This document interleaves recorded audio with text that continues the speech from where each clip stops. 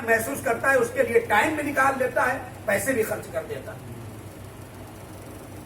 معرفت کی بات آ گئی، عرض کر دوں، امام کہتے ہیں کہ تمہیں سال بھر میں جن کو اللہ نے نعمت مال و جائیداد و اسباب سے نوازا ہے، انہیں سال بھر میں 3 ٹائم سے کربلا آنا چاہیے۔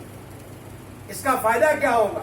کہا کہ جو 3 ٹائم سے کربلا فی سنۃ واحدہ 1 سال میں آئے گا، کائنات فقیر ہو سکتی ہے، وہ دنیا میں کبھی فقیر نہ ہوگا۔ سبحان اللہ، سبحان اللہ، پڑھنے پر محمد محمد و آل محمد و عجل فرج۔ یہ تو ہو گیا مالداروں کے لیے۔ اب جو غریب ہے بیچارہ، جس کو مال دنیا میں سے بظاہر اس کے پاس مال دنیا میں سے کچھ نہیں، وہ کیا کرے؟ امام اس کے لیے فرماتے ہیں اگر وہ اپنے خوراک میں سے، اپنے کھانے میں سے، اپنے پینے میں سے، اپنے معقولات میں سے، اپنے مشروبات میں سے کچھ رقم روزانہ چاہے 1 روپیہ سے وہ نکالنا شروع کرے تو اللہ اس کے نکالتے ہوئے اس پیسے میں اتنی برکت عطا فرما دے گا کہ انشاءاللہ اس کو یہ توفیق حاصل ہو جائے گی، جب دل میں تڑپ ہوگی، آنکھوں میں آنسو ہوگا، روزانہ کچھ حصہ کاٹ کر کے حضرت امام حسین صلی اللہ علیہ وسلم کے لیے نکال دے تو اسے سال بھر میں نہیں 4 سال میں ایک بار کربلا آ جانا ہوگا۔ صلوات پڑھنے پر محمد والے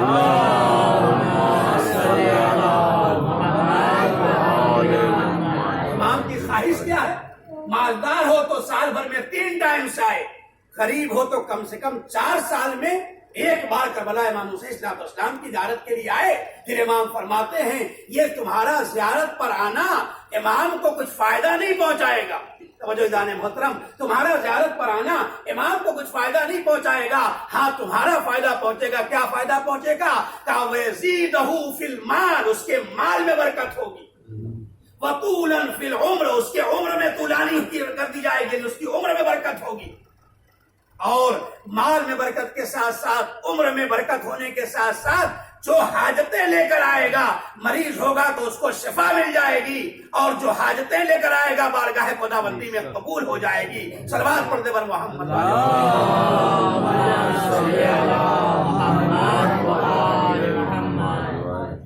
اب آگے کی بات کر دوں معرفت کی۔ ہمارے ہاں جو قرآن مجید ہے، جس ٹاپک اور موضوع پر سب سے بڑی آیت ہے وہ کون سی؟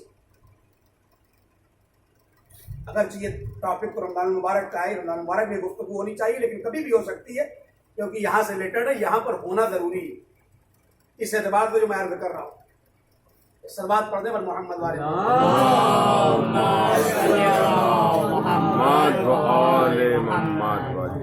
مولانا مشتاق صاحب دنیا تشریف لا چکے، آپ کی عادت ہے تو میں بیان کروں گزاری ہے، بہرحال انشاءاللہ بطور اسلام ہے ہاتھ میں۔ صلوات پڑھنے پر محمد والے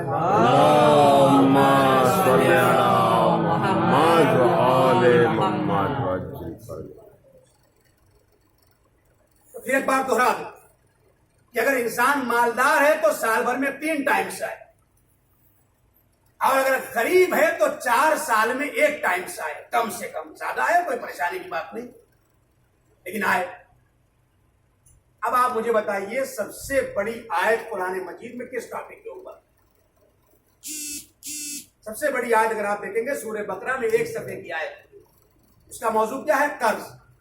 اسلام نے کبھی قرض لینے کے لیے نہیں کہا ہے، ہاں یہ ضرور کہا ہے جب بھی قرض لینے والا تمہارے پاس آئے تو اسے اللہ کے لیے قرض ضرور دے دو۔ مانگنے کی تاکید، جواب دے میرے ساتھ تاکہ میں سمجھوں کہ آپ متوجہ۔ مانگنے کی نہیں کہا گیا، اسلام نے چاہا کہ تمہارے ہاتھ بند رہیں، تم ہاتھ کو نہ پھیلاؤ۔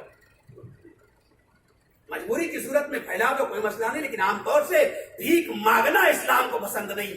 اسلام چاہتا ہے، کیونکہ اسلام اقتصادی مسائل کے اوپر بھی نظر رکھتا ہے، چاہتا ہے انسان دنیا میں ترقی کرے۔ مولا نے فرمایا اے انسان، اللہ نے تمہیں آزاد پیدا کیا ہے، تم غلامی کی زندگی مت گزارنا۔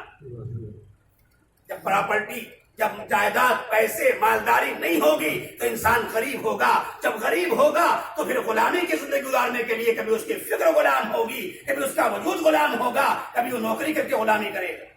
اسلام کو یہ نہیں پسند ہے، اس لیے آپ دیکھیں جتنے کفارات ہیں کہیں پہ کہا گیا ہے کہ یہ تم سے روزہ چھوٹ گیا ہے تو غلام آزاد کر دو، تم نے یہ کام کیا تو غلام آزاد کر دو. یہ کیا ہے؟ تاکہ اسلام نہیں چاہتا ہے کہ تم غلامی کی زندگی گزار. اسلام آیا تھا انسان کو غلامی کے چنگل سے آزاد بنانے کے لیے.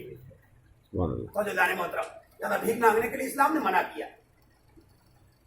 کہا ہے ایسے کے پاس نہ جانا کبھی جو خود محتاج ہے، ایسے کی بارگاہوں میں آؤ جو غنی بذات ہیں. جب منصور نے، جس امام کی شہادت ہے، اس نے امام کو خط لکھا، بلایا. منصور نے کہا کہ آپ آ جائیے. 1 خط 2 خط 3 خط لکھتا رہا، امام کوئی جواب نہیں دے رہے. امام نے کوئی جواب نہیں دیا. توجہ جانے محترم، میں کیا ایک منزل تک لانا چاہتا ہوں. امام نے کوئی جواب نہیں دیا. ایک بار بھیجا آدمی کو، کیا میرے خط کا جواب کیوں نہیں دیتے؟ امام نے یہی کہا کہ میں تجھ سے ملاقات کیوں کروں؟ دنیا میں عام طور سے جو کسی سے ملاقات کرتا ہے اس میں غرض شامل ہوتی ہے. یا تم سے کچھ چاہتا ہے، تم بادشاہ بنے ہو اپنے اعتبار سے، اسے کچھ تمہیں بیت المال چاہیے، کچھ پیسے چاہیے، کچھ وظیفہ چاہیے، کچھ شہریہ چاہیے، وہ تم سے ملاقات کرے. اللہ نے مجھے غنی بنایا ہے، میں تیرے پاس کیوں آؤں؟ اس بات پڑھتے پر محمد والے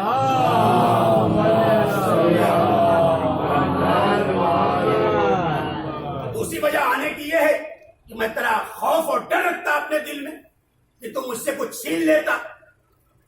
اگر میں ڈرتا تجھ سے تو میری کچھ پراپرٹی کو چھین لے گا، کچھ اور چھین لے گا، تو میں تیرے پاس آتا، چاپلوسی کے لیے آتا. دنیا میں امام نے پھر کہا کہ جتنے تیرے پاس آنے والے لوگ ہیں منصور، سب چاپلوس ہیں، سب چاپلوسی کے لیے آتے ہیں، پیسہ لینے کے لیے آتے ہیں. امام نے کہا میں کیوں آؤں؟ کوئی وجہ نہیں میرے آنے کی. کہا یہ کچھ نصیحت کر دیجئے. جب دیکھا کہ جواب بہت سخت ہے تو بدل دیا. منصور نے کہا کہ آئیے کچھ مجھے نصیحت کر دیجئے، آپ مجھے کچھ بتا دیجئے، کچھ سمجھا دیجئے. امام نے پھر جواب دیا، وہی جواب دیا جو سرکار سید الشہداء نے کربلا میں دیا تھا. کہا میں تجھے لائق نصیحت جانتا ہی نہیں ہوں کہ نصیحت. سبحان اللہ، سبحان اللہ، سبحان اللہ. نصیحت اسے کی جاتی ہے جس کے اندر ظرفیت ہو ایکسپٹ کرنے کی. تو دنیا کا ظالم ترین بادشاہ ہے، اور خدا نے قرآن میں فرمایا ہے ان اللہ لا یہدی قوم الظالمین، اللہ ظالموں کو کبھی ہدایت نہیں کرتا.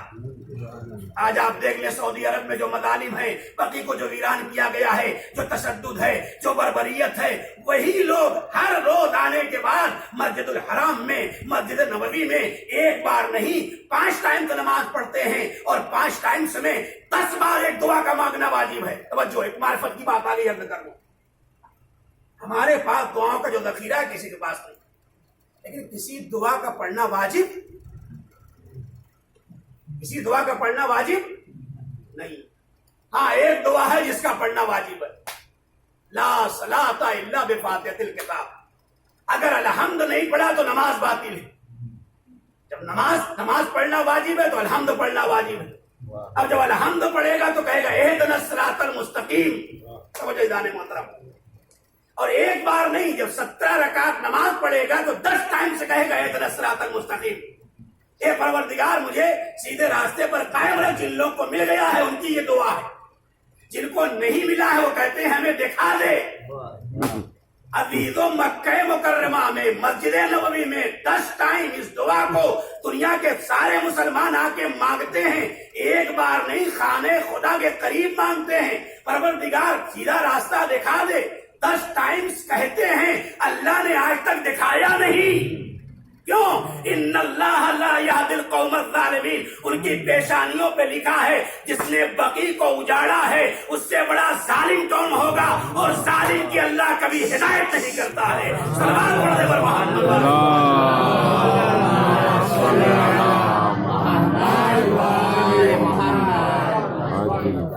صلوات پڑھنے پر محمد والے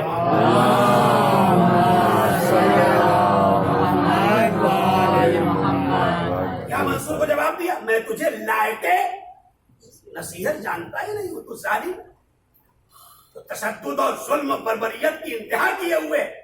اچھا یہ جو واقعہ میں نے سنا دیا، ایک بات ذہن میں آ گئی تو اسے بھی سن لیں. ابھی بھی کسی ملک کا پریزیڈنٹ ابھی ایران آیا تھا، پچھلے مہینے کی خبر ہے. وہی بار بار یہ کہہ رہا ہے کہ بھائی کوئی جواب دیجئے، کچھ مذاکرات کیجئے، کچھ بات کیجئے. ادھر سے کوئی جواب نہیں دیا جا رہا ہے. ادھر سے کوئی جواب نہیں دیا جا رہا ہے. جب اس نے کہا ارے میں ان کی طرف سے پیغام لے کے آیا ہوں, آپ بات کیوں نہیں کر رہے ہیں؟ انہوں نے یہی جواب دیا, کہا کہ دیکھیے آپ کا جو میٹر ہے آپ مجھ سے اپنے بارے میں بات کیجیے, دوسرے کے بارے میں گفتگو نہ کیجیے. کہا کیوں؟ کہا میں اس کو لائق جواب ہی نہیں سمجھتا. ایک سلوات پڑھ دے محمد وآل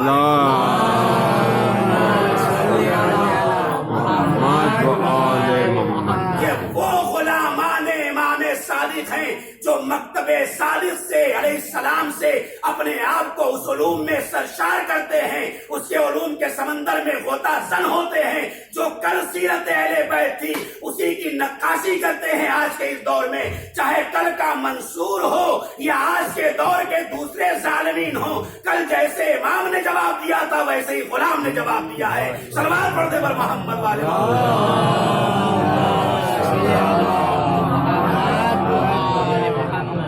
سامنے کی بات ہے. یہ وہ غلام ہے جو واقعہ اہل بیت سے وابستہ ہے, نقش قدم پر چلنے والے لوگ ہیں. اب یہ امام کی شہادت تھی, میں نے یہ واقعہ آپ کی خدمت میں پیش کر دیا. امام نے کہا میں اس کو لائق نہیں سمجھتا. کہا کچھ نصیحت کیجیے. کہا مجھے نصیحت نہیں کرنا. تو ظلم, تشدد اور بربریت اپنی انتہا پہ, زیادہ دعائیں قبول نہیں ہوں. مکہ کے خانے کعبہ کے پردے کو پکڑ پکڑ کے لپٹ لپٹ کے رو رو کے دعا کریں گے تو قبول نہ ہوگی. کیوں؟ ان کی پیشانیوں پر ظلم اور تشدد کا سکہ جمع ہوا.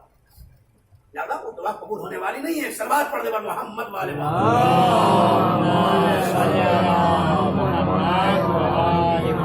بات کہاں سے چلی تھی؟ قرآن مجید کی سب سے بڑی آیت سورہ بقرہ میں ٹاپک قرض ہے. قرض لینے کے لیے نہیں کہا امام نے.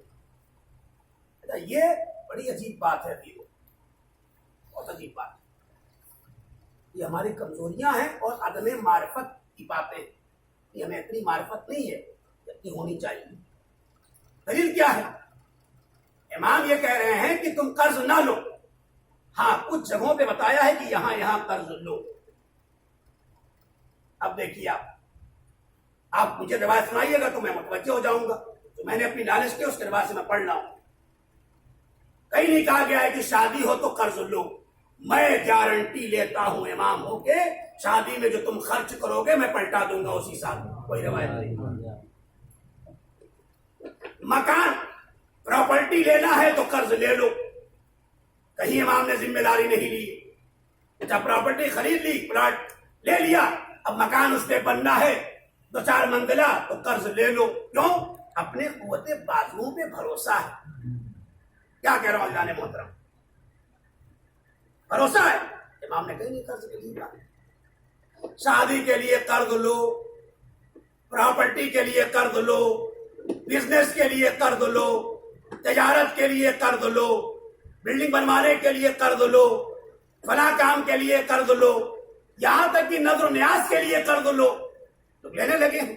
ایک جگہ اتفاق سے میں نماز پڑھانے کے لیے گیا تھا, جمعہ پڑھاتا تھا. جمعے کے بعد جو ہے ایک دن مسجد چھوٹی تھی کافی, تو اس کو میں نے کہا اس کو بڑی کر دو. تو انہوں نے ڈبل مسجد بڑی کر دی. تو اس کی جو پرانی کڑیاں اڑیاں بلیاں اڑیاں نکلی اس کو کونے میں لگا دیا. میں نے کہا کبھی بک جائے گی اس کا پیسہ مسجد میں استعمال ہو جائے گا. تو یہ بات ہو گئی. ایک دن میں نے دیکھا کہ وہ تو سب غائب ہے. مسجد کے اندر سے ساری کڑیاں اور بلیاں جو پرانے زمانے کی وہ چھتیں ہوتی تھی وہ سب پورا ایریا جو رکھا ہوا تھا غائب ہے. کچھ موجود ہے کچھ غائب ہے. تو میں پوچھنے لگا لوگوں سے بھائی کیا ہوئی پتہ ہی نہیں چلا.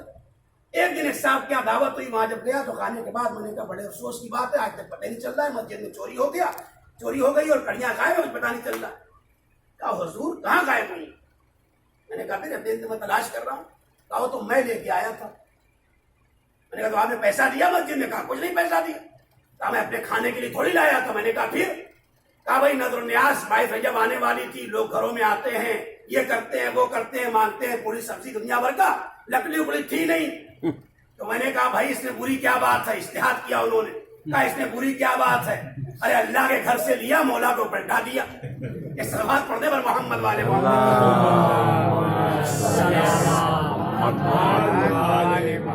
سلوات بلند آواز سے پڑھ دیں.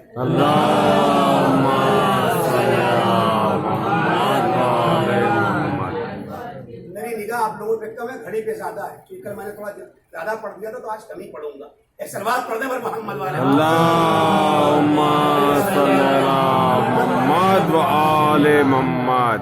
جائز ہے یہ اپنے مطلب کی بات آدمی بنا لیتا ہے. ایسا کوئی شریعت نہیں ہے کہ اللہ کے گھر سے تم چرا کے مولا کے گھر کو حوالے کر دو. اس کا نظریہ یہی تھا.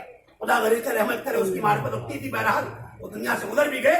لیکن میرا مقصد کہنے کا یہ ہے کہ آپ دیکھیں کس طریقے سے لوگ سوچتے ہیں, انداز کیا ہے. امام نے نہیں کہا.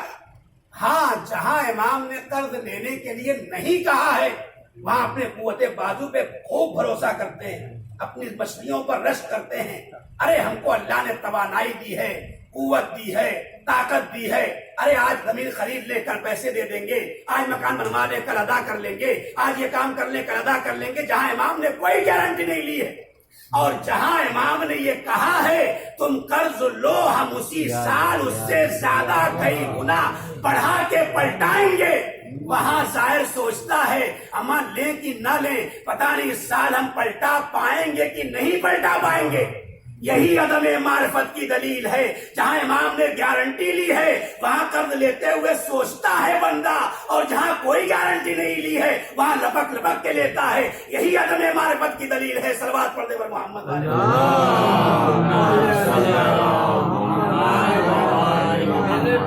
اسلام ની મારફતની સાથે ઇતાત કરવાની તૌફીક માટે બાવાદે બુલંદ સલવાત.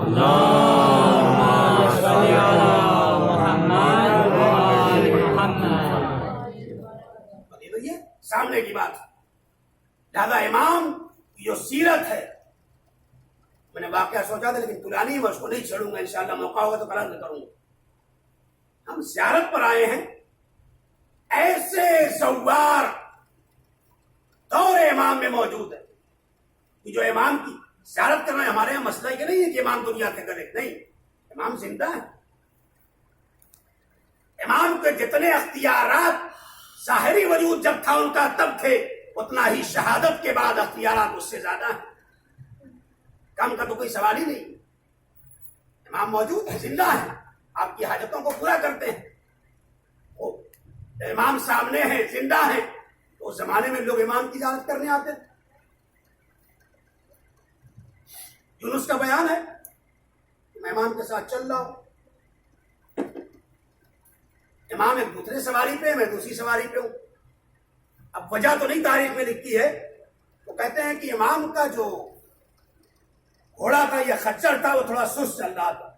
اب وہ ضعیف تھا یا امام کی مانیت کے ساتھ چل رہے تھے, تو وجہ جو بھی رہی ہو, لیکن وہ کہتا ہے کہ میرا گھوڑا تھوڑا اسٹرانگ, لیکن چل رہے تھے ہم لوگ ساتھ میں.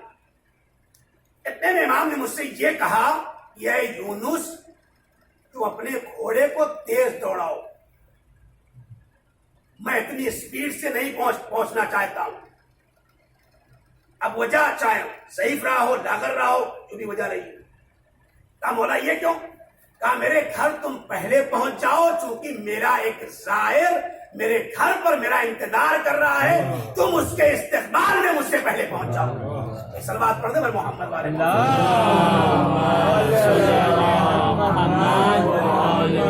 بس یہ آخری واقعہ اور مسائل, یہ آخری واقعہ.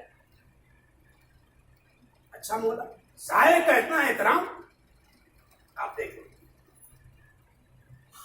امام نہیں سوچ رہے ہیں کہ اگر میں گھر پہ ہوں تو ظاہر ہے ٹھیک ہے, لیکن میں راستے میں ہوں اگر, یعنی امام کو یہ بھی پسند نہیں ہے کہ ایک زائر میری زیارت کے لیے آئے اور اس کا کوئی استقبال کرنے والا نہ ہو.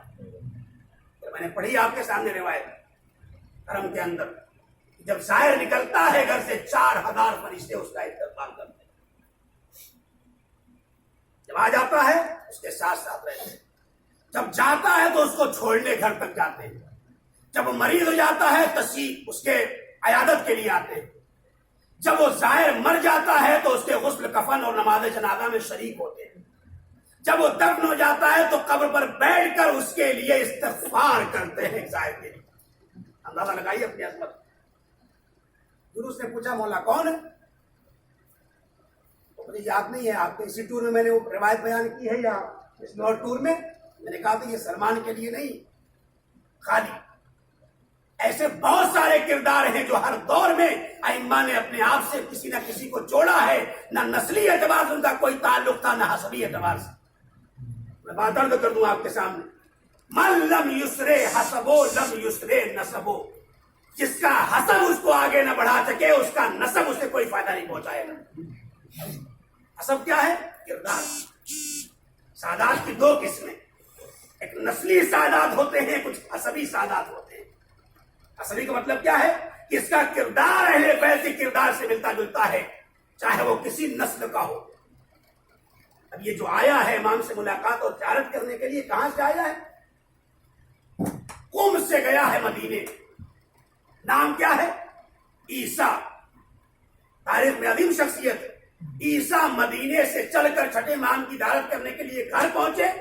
ان کے پہنچنے سے پہلے امام نے یونس سے کہا، جا کر کے میرے چاہنے والے کا استقبال میرے گھر پہ کرو، میرا ظاہر ہے زیارت کرنے کے لیے آیا ہے. اندازہ لگائیے عزیزان محترم مراد. اس کے بعد یہ جملہ امام نے کہا، عیسیٰ منا اہل البیت. اس کا احترام اس ظاہر کے عنوان سے میں کہہ رہا ہوں تو سنو اے یونس، میں کیوں کہہ رہا ہوں. تم یہ نہ سمجھنا کہ وہ فارس کا رہنے والا ہے، وہ قم کا رہنے والا ہے. نہیں، عیسیٰ ہم اہل بیت میں سے ہیں. جیسے رسول اللہ نے فرمایا تھا، سلمان کو سلمان فارسی نہ کہو بلکہ سلمان محمدی کہو، السلمان منا اہل البیت. ویسے ہی آج چھٹے امام نے فرمایا کہ عیسیٰ منا اہل البیت. جیسے سلمان محمدی ہے ویسے ہی آج یہ عیسیٰ ہم اہل بیت کی ایک فرد ہے. سلوات پڑھتے پر محمد والے